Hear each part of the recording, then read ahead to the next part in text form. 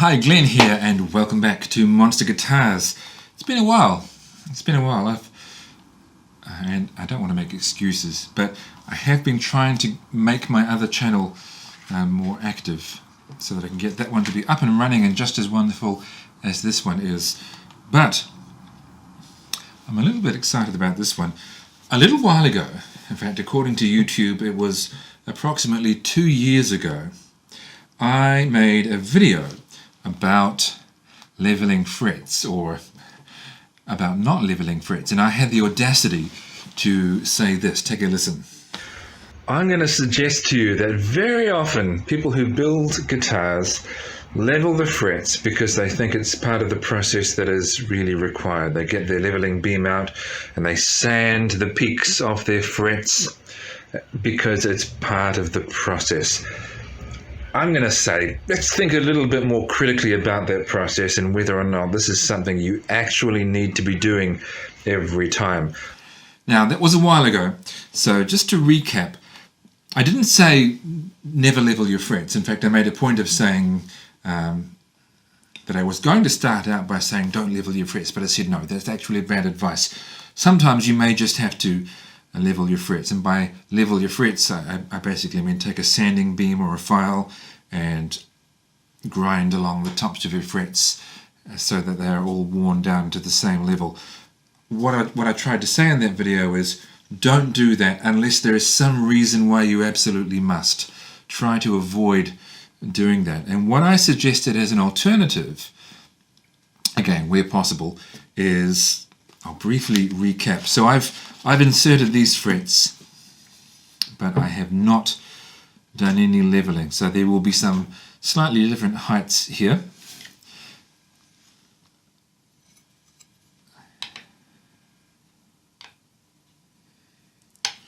I'm using a fret rocker, and the way that a fret rocker works is you lay it across 3 frets, and if it rocks left and right, that means the one in the middle is high relative to the outside frets.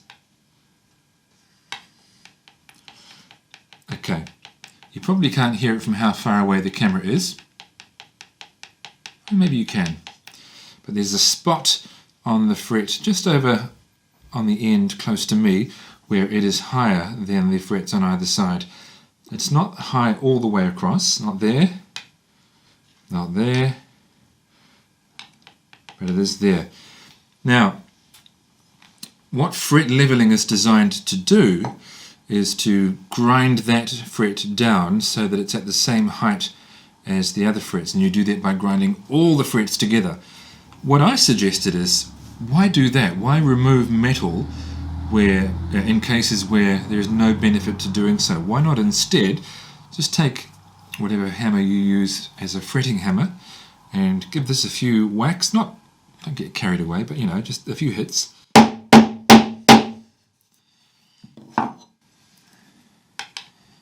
And now it's not higher than the other frets. So I've made it level without removing any metal. And what I suggested is that you should go up and down the fretboard a couple of times, doing that to all of the frets. And what you'll normally find, what I always find, is that you can get your frets to be level, all the same height, with no high frets and without removing any metal from your fret wire.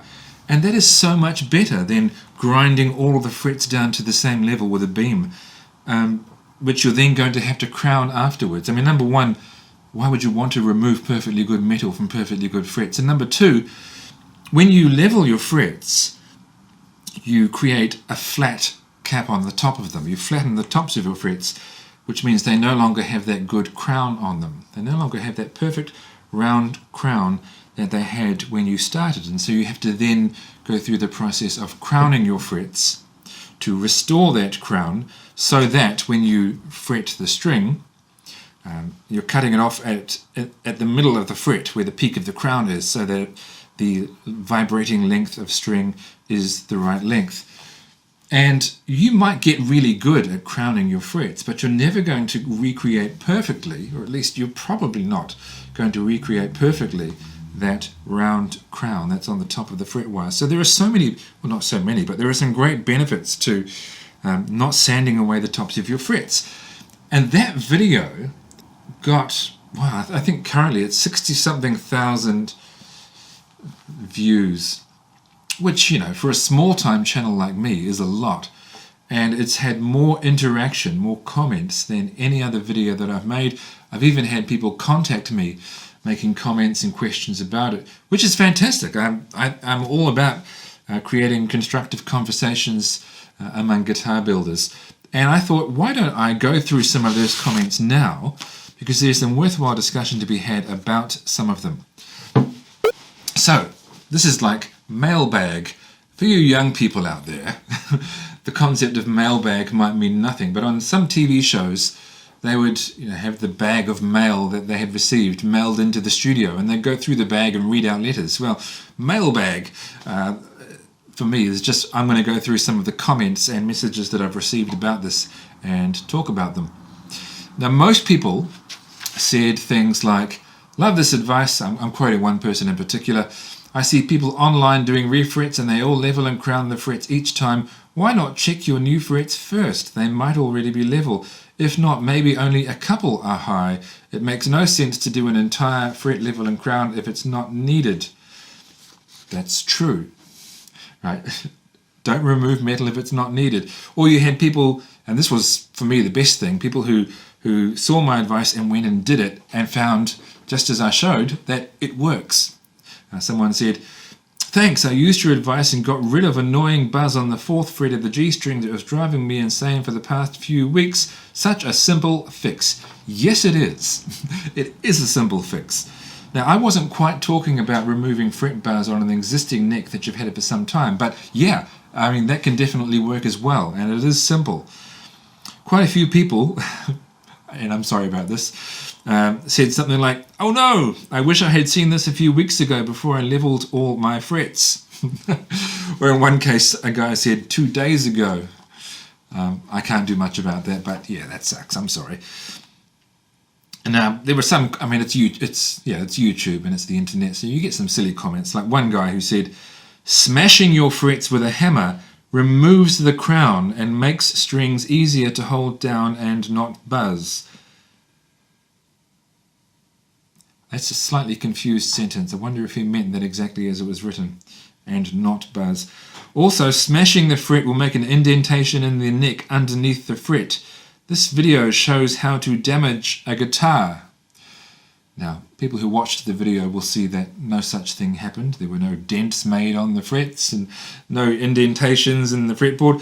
I mean, the simple thing is, when you're doing any sort of fine woodworking or fine craft of any sort, including guitar building, if you're cutting, don't cut too far. Don't close your eyes and hack and slash with a saw. If you're drilling, don't drill too deep. Don't take to anything with a jackhammer. If you're sanding, don't sand off too much. Don't just take your guitar neck and start hitting a bench grinder. If you're using a hammer, don't smash things. Okay, look, if you're not confident that you can use a hammer on frets without smashing away and causing damage, then I don't believe he was sincere. I think he was trolling and just trying to sound smart, which he was not successful in doing. But if you're not confident in using a hammer, then practice on a cheap guitar on scrap wood until you've got the skills to work on an instrument. But if you're going to be a luthier, you will need to at some point use a hammer, and you need to understand that that doesn't mean smashing anything, right? You're hitting frets with a hammer. You're not trying to put your hammer through your bench. Oh yes, there is an ancient luthier proverb that says, the man who is afraid of his hammer is not yet ready to build guitars. And it's very true. One guy told me, and I believe him too, that he can get an action down to 2/64ths of an inch. We don't use imperial, but that's a very small amount, which is quite impressive. And the only possible way to do that is by sanding all the frets level. The only possible way. That's interesting. How does he know this? He knows this not because he's tried my method and compared the results. No, he's never tried that. I asked him, and he told me that he's never tried it, and I invited them to try it, and he said he doesn't need to. He knows because he's been a guitar tech for 40 years. Well, you don't know, no matter how long you've been a guitar tech, until you try. Now look, I'm not saying you have to try and do this. If you want to level frets with a beam, do it. Do what you want. It's your career, they're your guitars or your clients.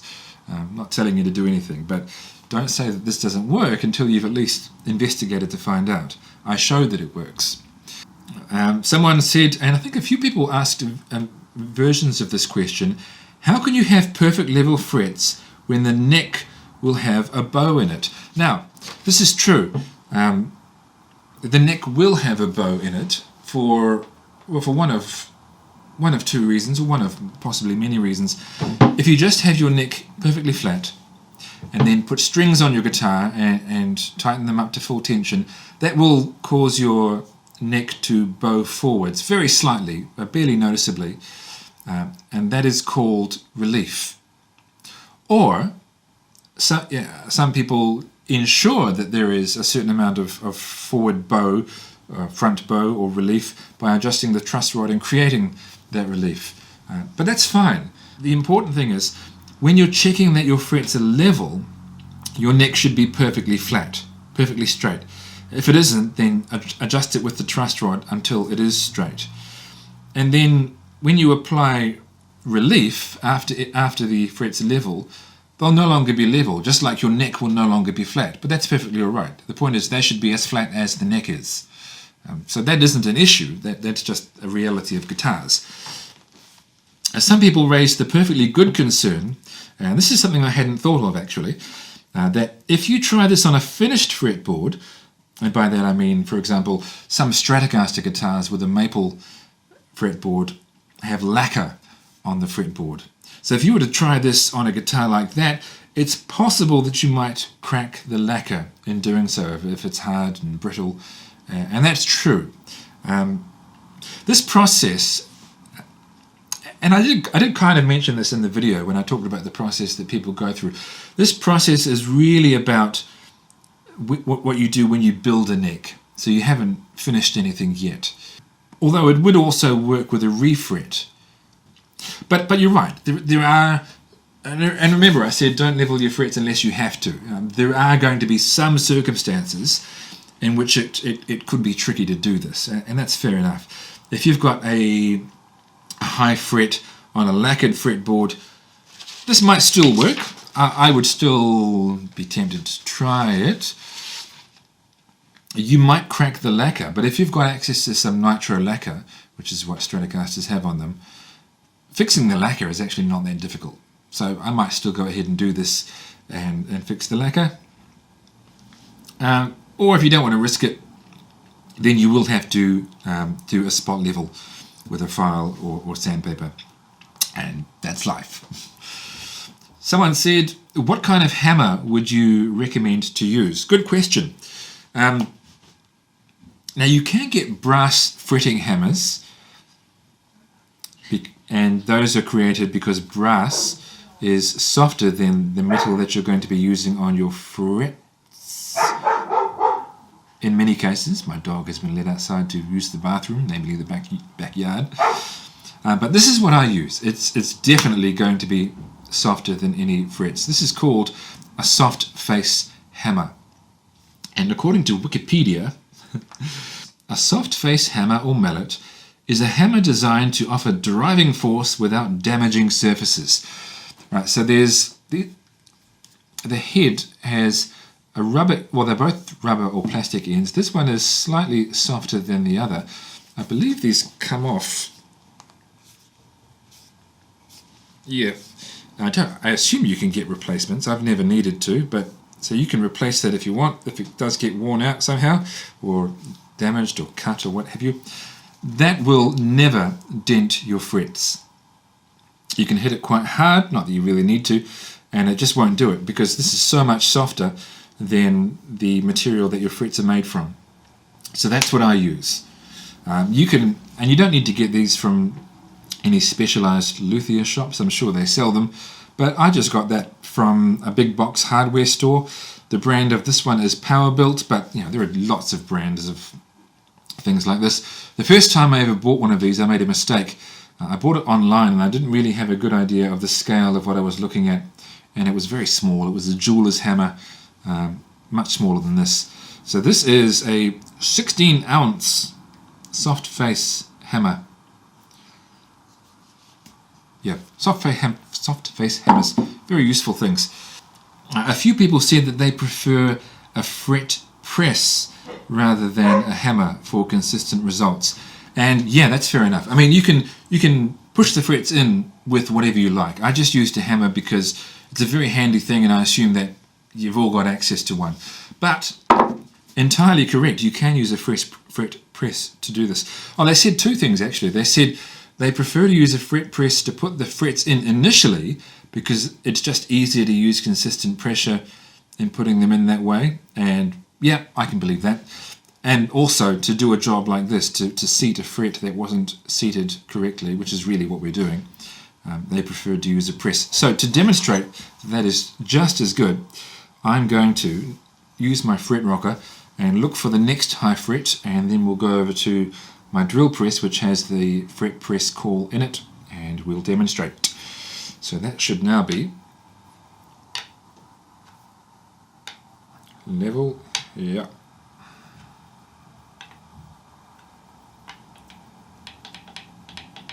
Okay, so that is high in the middle. That is fret number 3, slightly high in the middle. It's a bit of a hassle for me to do this because I have to get up from my bench and go down to the other end of the workshop where my drill press is, but this is just to demonstrate. What is quite cool is having a dedicated press for fretting, an arbor press with the handle, and you can put the call in it for pressing your frets. That would be nifty, but I don't have one. Okay, just double check. It's definitely, yeah, so fret 3 is definitely higher than 2 and 4. Right, so there's the call, and the call comes with different sized inserts. I always use the 12-inch radius, so I just permanently have the 12-inch insert in there. I guess that's the call. This is the, I don't know what you call it, but it doesn't matter. So let's line this up and give it a bit of a press. Not a whole lot, just a small amount of pressure. And yep, that has removed the rocking. Now when you lower one, so with this one here, with the second fret, that was slightly higher relative to 1 and 3, so I lowered it.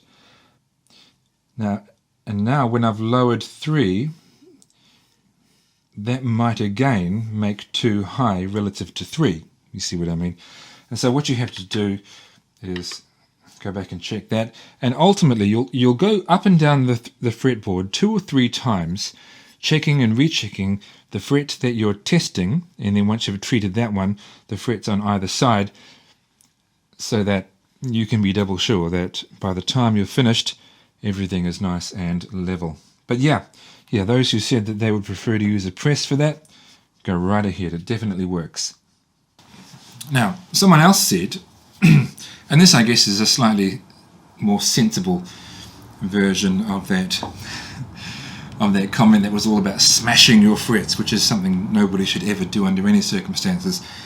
A slightly more sensible version said, wouldn't hitting the top of the frets with the hammer slightly flatten the crown of the fret? It depends. If you're using a hammer that you probably shouldn't use for fretting, like just a normal steel hammer, yeah, it probably will, but don't use that. This is where the soft face hammer comes in handy. If you're using this, you're not going to put dents in your frets or flatten the crown. You've got nothing to worry about. So that's the solution to that question. Someone said, the problem is it's most likely to pop back up again. Now, this is important because that's a different issue, and some people might sort of confused. I don't want to say that you sound confused, that sounds mean, but some people might confuse the issues, they might blur together. What I'm talking about here is what I think is a better alternative to leveling your frets with sanding and filing. If the problem you have, so that's to do with the different heights of the frets and whether, well, I think it comes down to how well the frets are inserted. But if you've got a problem with a fret that keeps popping out of its slot, then that's a different kind of problem. You would never solve that problem by leveling your frets, or at least you shouldn't, because that's not the issue you have. The issue is that the tang is not staying in the slot. Maybe there's something obstructing the slot, and what you need is a fret slot cleaner like that to clean out whatever is obscuring the slot and stopping the fret from going in properly. Or maybe somehow you've got a bent or distorted fret and you need to deal with that. Maybe replace the fret, or maybe heat it and bend it to shape. Now ultimately, if you've got if you're tearing your hair out and you've got a fret that looks right, like it looks like it's the right shape, and you've got a slot that seems okay, but it keeps popping out, as a last resort, what I would do, in fact I have done this, is super glue and a clamp. Put some super glue down on that slot and clamp the fret in and just let it glue in. Some mysteries you cannot solve, unfortunately. But that really has nothing to do with what I'm talking about here, although that fret afterwards would be difficult to hammer in. You may have to, I don't know, maybe it'll already be, we'll try to seat it properly when you clamp it in. In fact, clamping it in should hold it in quite deep. My point is, that's a different kind of issue. You've got to look to other solutions. If you've got a fret that is popping out and is bent, or there's something wrong with your slot, this won't fix that problem. Different kind of problem. Callum messaged me via Instagram with a whole list of questions, which is great because it's clear when someone does that they're asking for very practical reasons. This is a project that they're going to do and they want to make sure that they understand it, which is awesome. He says, specifically for stainless steel, which is what these frets are made from, do you bend your frets to exactly the same radius as the fretboard and press insert, or do you bend them to a slightly more curved radius? Okay, so this is a phenomenon, a practice called over-radiusing your frets. Now, this is not stainless steel fret wire here. This is the ordinary nickel/copper fret wire. And okay, so just look at this coil of fret wire. You can see that the radius there is a bit tighter than a 12-inch radius. That would sort of stand up on the fretboard a fair bit. And what some people do, in fact it's a reasonable idea, is they take fret wire like this and they take fret wire that's going onto a 12-inch radiused fretboard, and they might radius it to say 9 or 10 inches, a bit more of a tight circle, and then when you hammer it in or press it in, it wants to spring back to that tight circle, because when you hammer it in you're sort of forcing the radius open and it wants to sort of spring back closed, and so kind of in a way it's sort of gripping onto or hugging the face of the fretboard, and that's why they do that. It means that the end of your frets are not going to be sticking up at all. They're definitely going to be, gripping the board. You can't do that with stainless steel frets, and that's really just because there's quite a lot of give in nickel copper frets. They bend quite easily. Stainless steel doesn't really bend, and if you over radius them, then you're not going to get them to flex enough so that you can hammer them down and bend them into shape. What will happen is the middle of the fret will stick up too much and there'll be a gap under the middle. So when it comes to stainless steel frets, you do have to have them the correct radius before you install them. His next question was, do you seat them, the frets, so the bottom of the frets fits snugly along the top of the fretboard, or do you purposely leave a tiny gap, allowing you to hammer the offending frets in more? No, put them all the way in. When I insert the frets, I definitely try to seat them all the way in. But there can be a very tiny gap that I haven't noticed. In fact, there often is. And that's the reason a fret won't be seated properly. That's why, generally speaking, frets are not always level. It's not because of the fret wire consistency. That's excellent. I mean, you look at... Now, I don't expect you to do this, but if you were to take a very fine measuring set of calipers, digital calipers, and measure the height of the fret from the bottom of the tang to the top of the crown at one end, and then at various points along the fret all the way to the other end, you would find that this stuff is made precisely, and it's really, really consistent. The height of the fret wire is the same all the way along. It's great the precision with which they make that stuff.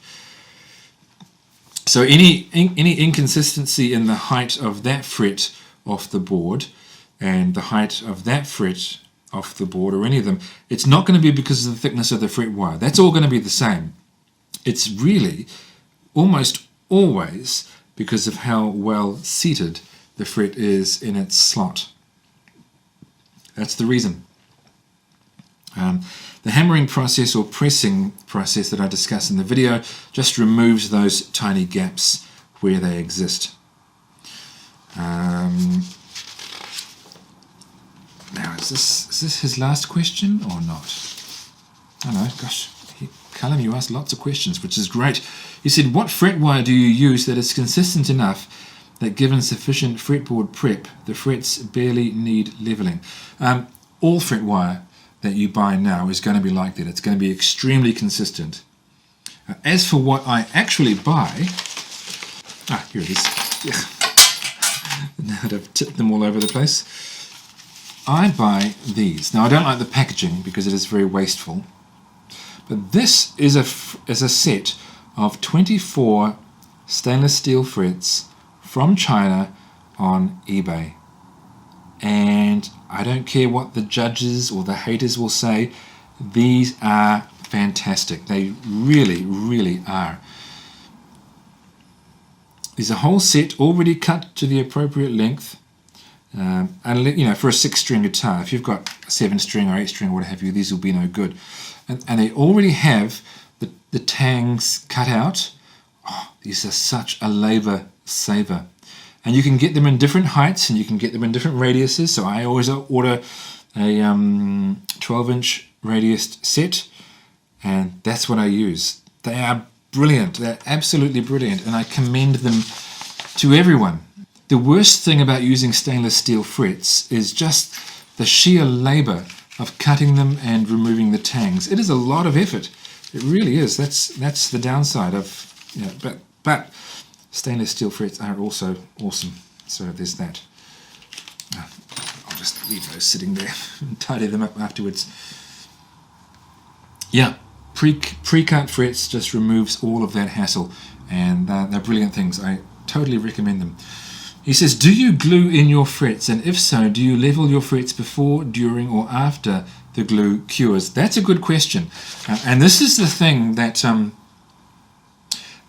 that can make it difficult to use this technique on an existing guitar, one that you're not currently in the process of building, because the glue has cured years ago, and banging on the frets might move them, it might not, but it's not going to be as reliable. I sometimes glue my frets in, not always, but if I do this leveling process, the replacement leveling process, immediately afterwards while the glue is still malleable, it's still somewhat soft, so that the frets can move more easily. So you do it straight away, insert the frets and then do this.